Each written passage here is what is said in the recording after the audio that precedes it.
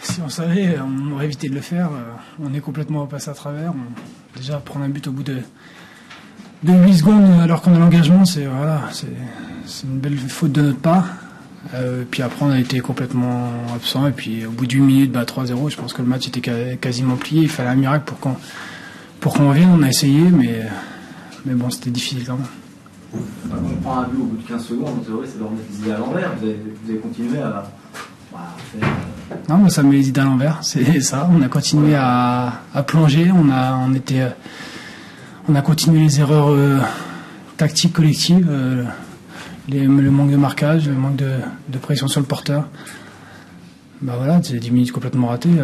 On avait eu l'efficacité contre Brest, ils l'ont eu contre nous là, mais eux en 10 minutes. Voilà. Il n'y a pas eu de communication sur le terrain au bout d'une minute quand vous avez parti un petit peu dans tous les sens, les joueurs ne se parlaient pas, il y a eu un flou, un trou noir. Ouais, il y a eu un flou parce qu'on avait, un peu l'objectif d'aller les presser dans les 10 premières minutes et on prend un 0 pour eux. Donc, après on se dit partir avec un handicap d'entrée c'est plus difficile et on connaît cette force de Bordeaux qui quand même offensivement est très bonne depuis un moment, donc voilà, on a été complètement à l'ouest.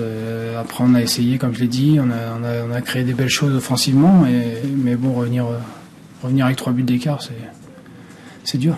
C'est quoi, c'est un moment d'absence ou est-ce que c'est le système de temps pour récupérateur que vous n'aviez pas fait depuis le matin?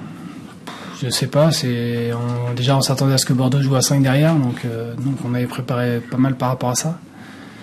Mais bon, après c'est pas une excuse parce que c'est des erreurs individuelles, c'est pas spécialement Bordeaux qui nous a marqué les buts, c'est plus nous qui les aurons abandonnés. Donc à partir de ce niveau-là, ça pardonne pas les erreurs techniques comme ça, et puis à cette fin de championnat, voilà, on les paye cash.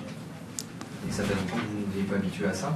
Ouais, ça faisait longtemps, c'est clair, mais non plus on s'attendait pas à ça. C'est clair qu'on avait à cœur de gagner à domicile, ça faisait quelques matchs où on avait mis de la qualité ici.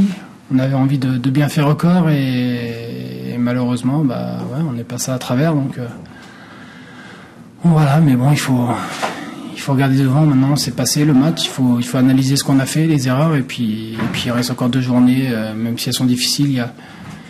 Il y a encore des points à prendre. Donc voilà, c'est dur ce soir, mais bon, dès demain, on va passer au match de Marseille et puis on va se dire qu'il y a un coup à faire là-bas. En évitant toutes les erreurs qu'on a fait sur ce match-là, on va essayer de les gommer. Et puis on a vu qu'on a marqué 2 buts, on aurait pu en marquer même beaucoup plus. Donc ça prouve que devant, ils ont fait le taf. Maintenant, c'est nous derrière qui n'avons pas assuré. À 2 journées de la fin, vous repassez dernier, vous rajoutez encore de la pression. La pression devient de plus en plus forte. Il reste 2 matchs. Et là, malheureusement, au classement, vous êtes dernier.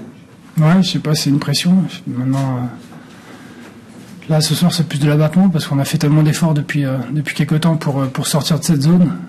Et puis en une journée, il y a 3 équipes qui nous repassent devant, donc c'est dur mentalement, mais comme on a su le faire depuis un moment où on avait 5 ou 6 points de retard sur tout le monde, on a su rattraper. Donc voilà, il faut garder tout ce qu'on a fait avant. Comme je l'ai dit, gommer c'est 15 premières minutes et puis maintenant faire un exploit à Vélodrome. Offensivement, il y a eu des occasions, mais beaucoup de maladresse aussi. Ouais, beaucoup de maladresse, mais bon, on a marqué 2, donc s'il faut marquer 5 buts là sur ce match pour gagner, c'est difficile, mais on aurait pu, mais bon, je pense qu'il n'y a pas à vouloir de la maladresse des attaquants. C'est comme j'ai dit, c'est collectivement, voilà, ils ont beaucoup donné, ils sont créés des occasions tout seuls, donc je pense qu'il n'y a pas à vouloir de la maladresse. Au contraire, je pense que il faut se servir de toutes les situations qu'on s'est procurées et puis essayer d'avoir l'efficacité qu'on a eue comme contre Brest et Dijon. Et c'est possible après une taf comme ça, parce que c'est un vrai coup d'arrêt là pour le coup. Pas seulement, c'est pas un petit 1-0 en passant. Ouais, on est revenu à 4-2 quand même, alors qu'on perdait 4-0, donc il y avait encore une fois tout pour lâcher ce match, même si et on a remis 2 buts, donc ça prouve qu'on n'a pas lâché. Même à la fin, on savait que c'était les arrêts de jeu, on a essayé d'aller en mettre un 3e, donc non, on lâche pas. Dans le vestiaire, il y a de l'abattement par rapport à notre prestation. On est un peu tous honteux de ce qu'on a fait en cette première mi-temps, mais après Nice, tout le monde nous condamnait et on a su revenir. Donc j'espère qu'après ce résultat, on va tous se remobiliser. Et puis maintenant, il faudra aller chercher un résultat à Marseille. Merci. Merci. Bonne soirée.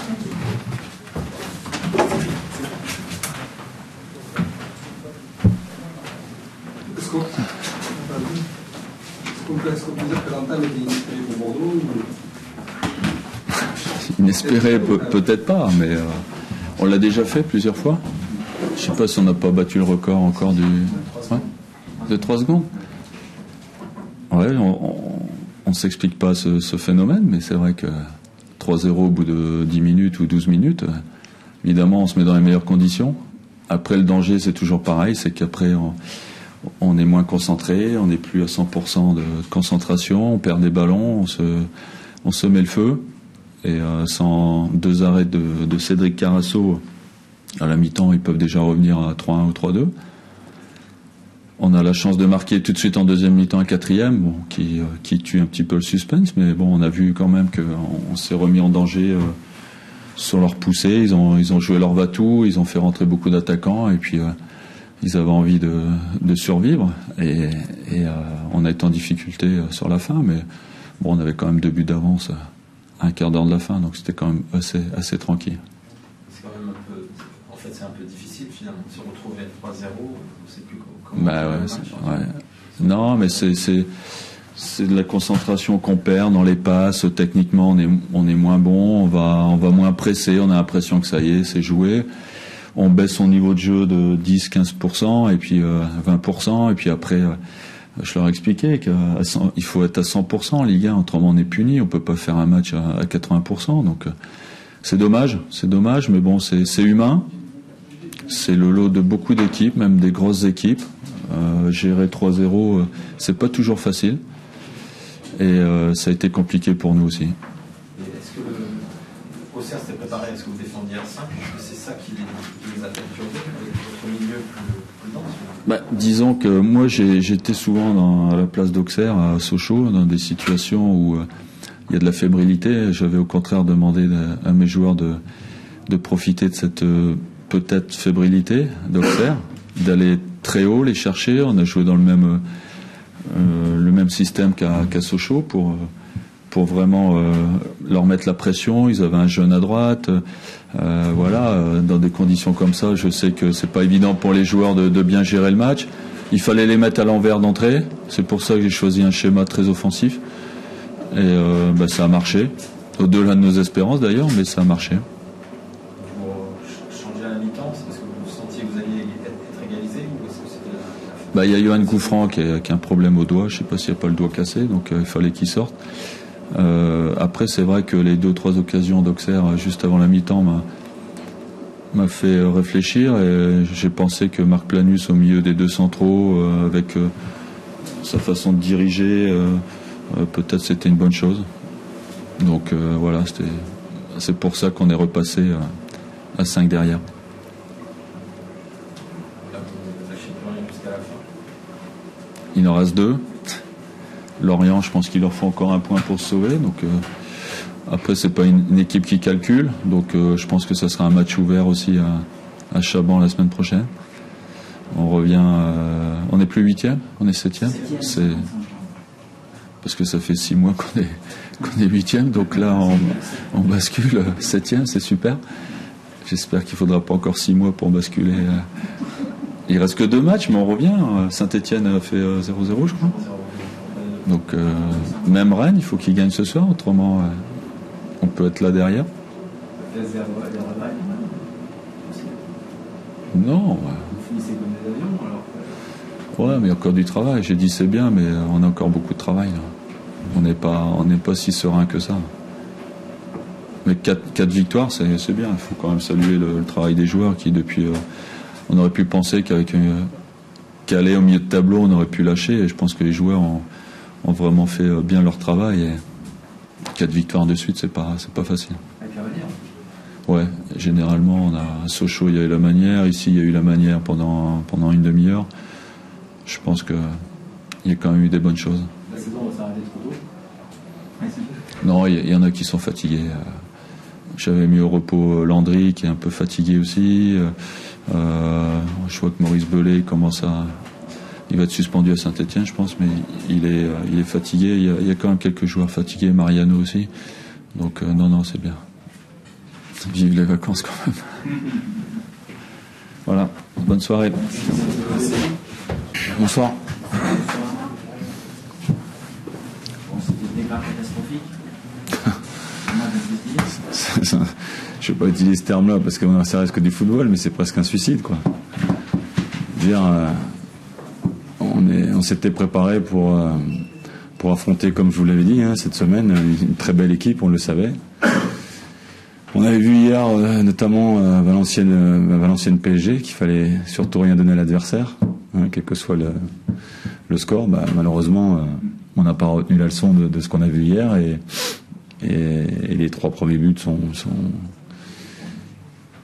j'ai du mal à comprendre encore. Donc derrière, la débauche d'énergie, on a tellement donné par rapport à ce retour improbable que moi je suis encore étonné de ce qu'ils ont pu montrer en deuxième mi-temps notamment, ou dans le quart d'heure fin de quart d'heure de première mi-temps. Si on réduit comme on aurait pu le faire ou dû le faire juste avant la mi-temps, ça peut avoir une autre physionomie, parce qu'on a vu que, et ça c'est ce qui fait le charme du football aussi, ce qu'on a vu, c'est que entre le doute et la confiance, la frontière est proche, et que même en menant 3-0, après avec un 4e c'est encore plus difficile. On a pu espérer de nouveau, même si on sait qu'on compliquait la tâche, forcément. Le début, sans vous accabler, après c'est facile à comprendre, mais le début c'est quoi? C'est la fébrilité, c'est le stress, Certainement. Je ne sais pas si vous avez... j'ai honnêtement pas eu la possibilité d'en discuter, parce que je voulais aller de l'avant et reparler de choses positives, puisque parler des choses qui se sont passées, ça sert pas à grand chose. Je parle de la mi-temps notamment, et là dans la fin de match, on en parlera demain. C'est pas la peine d'accabler les gens, surtout avec la deuxième mi-temps qu'ils ont pu montrer et pu faire. Donc est-ce que c'est du stress, de la fébrilité, est-ce que c'est de la malice de la part de l'adversaire? Et c'était pas faute de prévenir les joueurs que Bordeaux est une équipe très prolifique, notamment dans ses entames de match et dans les premières 20 minutes. Alors j'aurais peut-être dû dire au bout de 10 secondes, mais 5 secondes. Et puis derrière ça, vous prenez un coup de massue, vous en prenez un deuxième, j'irais presque dans la foulée, parce qu'on s'est pas relevé du premier uppercut, au contraire. Et après, je vous dis, à 3-0, il y a eu une réorganisation, il y a eu pendant 15 minutes 2-3 occasions franches pour nous. Non, on va pas parler des choses qui sont pas passées, mais si on avait réduit le score avant la mi-temps, peut-être que... Mais c'est dommage d'avoir fourni autant d'efforts. Alors il reste 6 points en jeu. Comme j'ai dit, on espérait peut-être faire un résultat aujourd'hui, gagner. On pensait peut-être moins le faire à Marseille.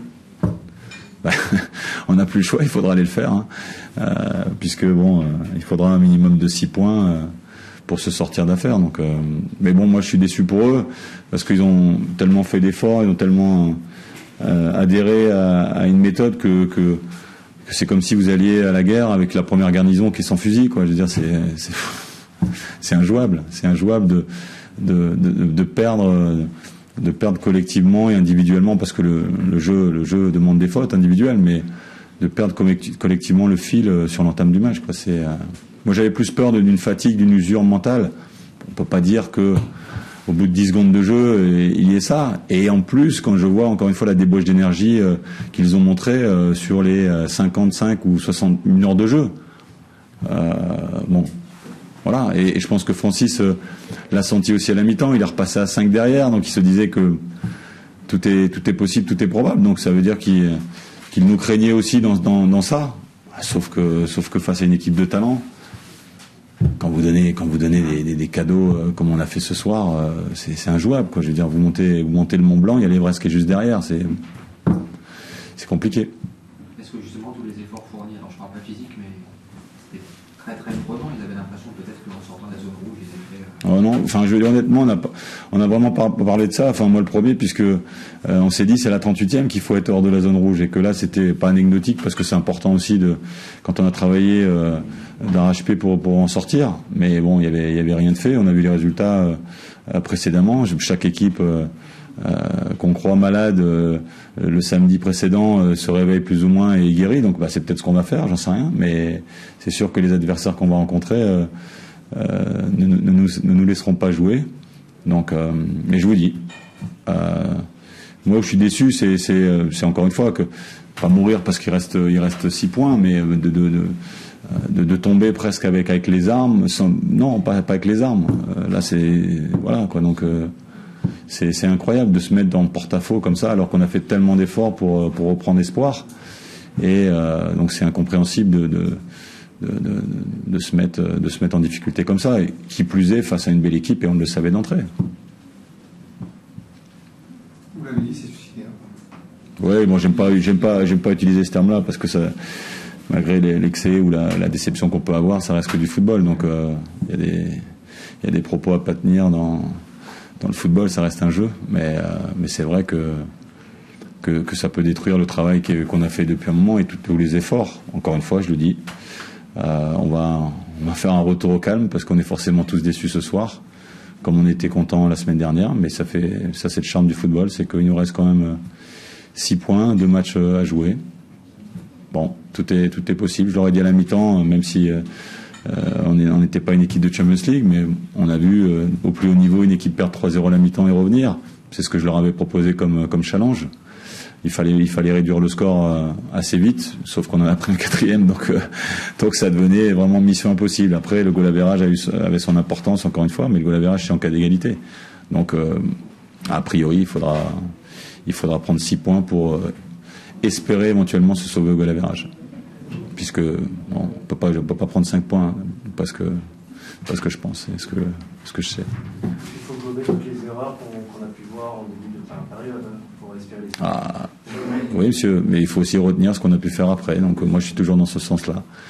Bien sûr, retenir les erreurs, forcément, mais aussi conserver l'énergie, l'enthousiasme. Le fait, encore une fois, on l'avait vu à Nice, de rien lâcher, de ne pas laisser tomber. Parce qu'il y avait forcément tout, à un moment donné, face à cette équipe-là, pour prendre un peu plus de buts qu'on a pris, et ça aurait été dommageable, encore une fois, par rapport aux efforts qui ont été consentis. Mais je vous dis, il y a 6 points en jeu.